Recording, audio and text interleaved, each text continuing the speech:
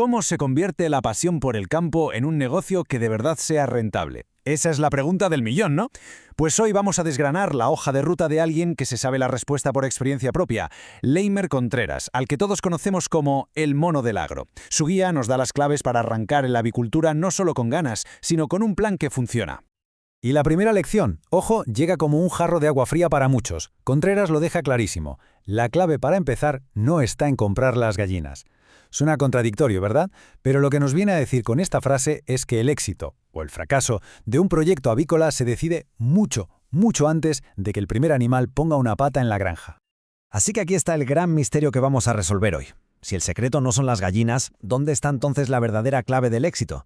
Pues la respuesta está en un viaje de 5 pasos que de verdad lo cambian todo. Y el primer paso, que puede sorprender, no tiene nada que ver ni con dinero ni con naves. Empieza aquí, en la conexión de verdad con el campo. Porque seamos claros, la avicultura es un trabajo de 24 horas al día, 7 días a la semana.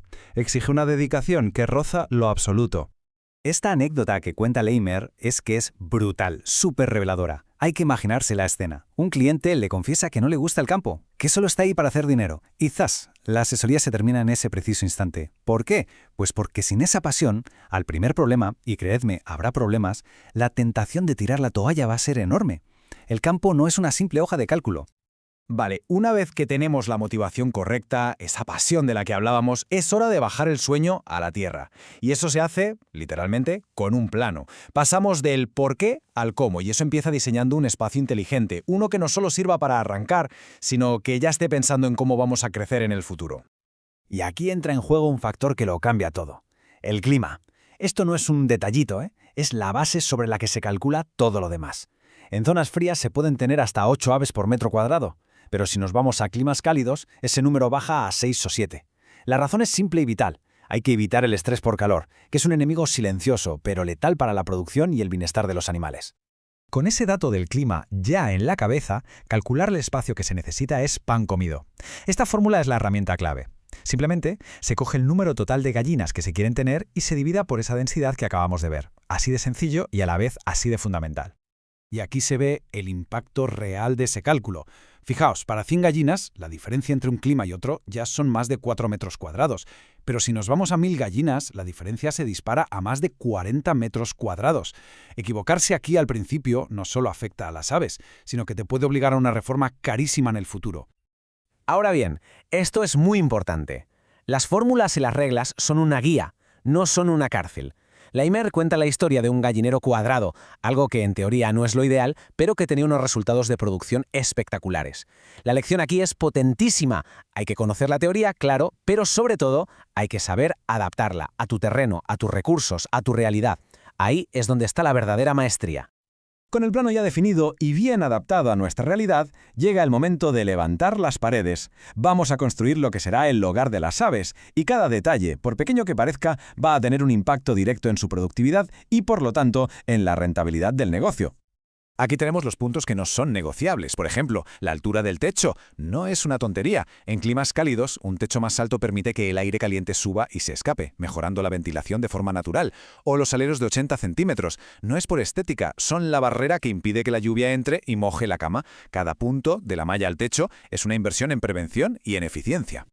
Y para quien esté pensando que en materiales se puede recortar, que escuche bien esta historia.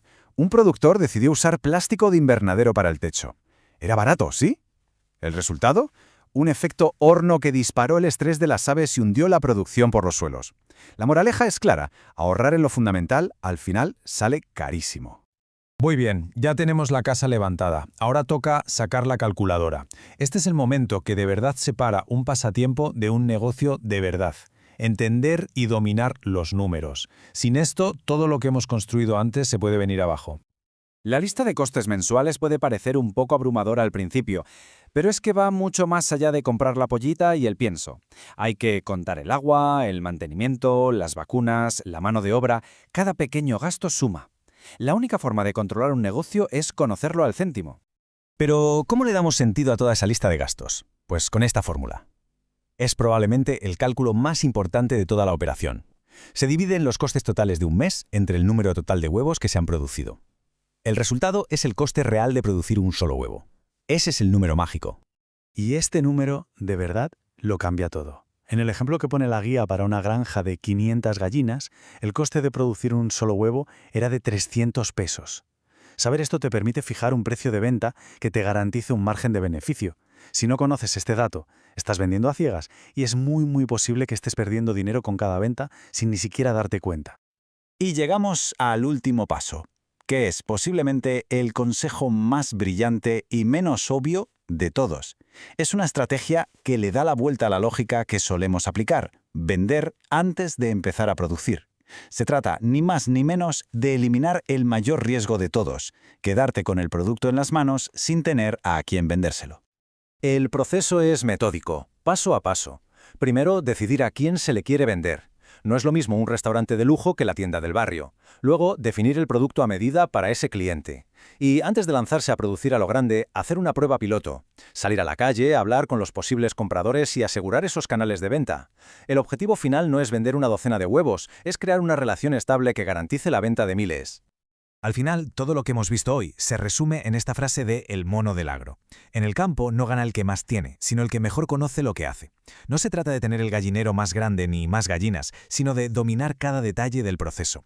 Y ese conocimiento, como hemos visto, empieza mucho antes de comprar la primera gallina.